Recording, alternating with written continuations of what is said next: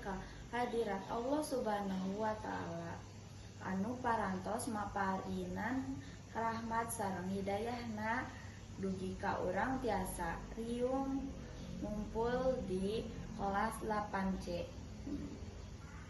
Pikeun ngayakeun acara pelepasan siswa SMPN 9 Cimahi 2024-2025.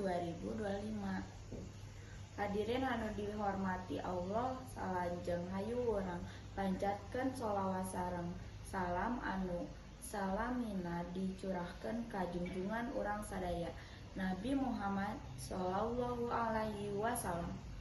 Sabab anjeunna anu nuntun urang tina jalan nu poe kana jalan nu caang nyaeta dinul Islam. Saterasna mong kanggo nyepatkeun waktos abdi salaku pambawa acara bade macakeun jadwal acara dinten ieu. Kitu susunan acara anu bakal lumangsung kiwari.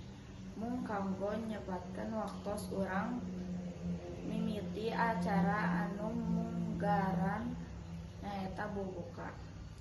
Assalamualaikum warahmatullahi wabarakatuh. Assalamualaikum warahmatullahi wabarakatuh. Alhamdulillahirabbil alamin wassalatu wassalamu ala asrofil anbiya'i wal mursalin sayyidina Muhammadin wa ala alihi washabbihi ajmain. Nu abdi hormati Bapak Haji Asep Muhammad Sobur, SPD MPD, selaku Kepala Sekolah SMPN Negeri 9 Cimahi. Ibu Haji Sriwida Wati selaku Wali Kelas 8C.